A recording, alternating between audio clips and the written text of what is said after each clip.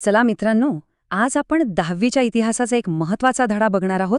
इतिहास लेखन, पाश्चात्य परंपरा. बोर्ड परीक्षेच्या तयारीसाठी याची एक मस्त फटाफट रिव्हिजन करूया. तयार आहात? बरं, तर आपण काय काय बघणार आहोत? हे बघा, आपण या 5 मुख्य मुद्द्यांवरून जाणार आहोत. हे व्यवस्थित समजून घेतलं की परीक्षेची तयारी एकदम पक्की होऊन जाईल. सगळ्यात आधी हा धडा आपल्यासाठी महत्वाचा का आहे? म्हणजे नेमकं काय शिकायचं आपल्याला यातून? चला तेच पाहूया.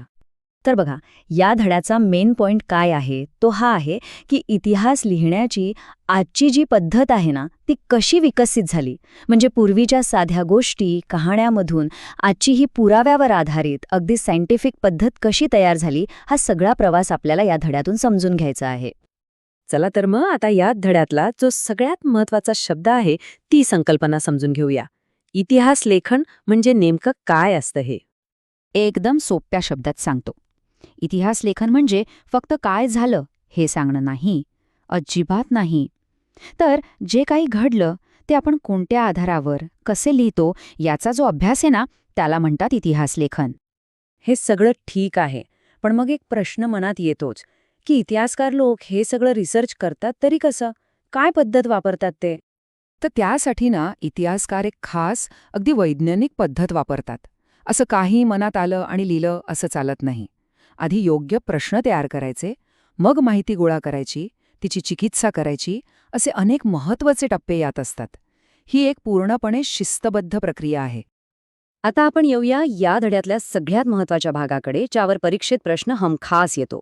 ते म्हणजे प्रमुख पाश्चात्य विचारवंत आणि त्यांचं काम. हा तक्ता तर तुम्ही अगदी व्यवस्थित लक्षात ठेवा. रिव्हिजनसाठी एकदम परफेक्ट आहे. प्रत्येक विचारवंत आणि त्याचं मुख्य योगदान एकाच ठिकाणी आहे. ऑब्जेक्टिव्ह प्रश्नांसाठी म्हणजे रिकाम्या जागा किंवा जोड्या लावासाठी तर हे खूपच महत्वाचं आहे. चला आता बघूया की ह्या धड्यावर मोठे प्रश्न कोणते येऊ शकतात. म्हणजे 3 किंवा 5 मार्कांसाठी कोणते प्रश्न महत्वाचे आहेत त्यावर एक नजर टाकूया. हे जे प्रश्न आहेत ना, यांची उत्तरं तुम्ही लिहून तयार ठेवा. कारण हे प्रश्न या धड्यातले सगळे महत्वाचे मुद्दे कव्हर करतात. त्यामुळे परीक्षेत यापैकीच एखादा प्रश्न येण्याची शक्यता खूप जास्त आहे.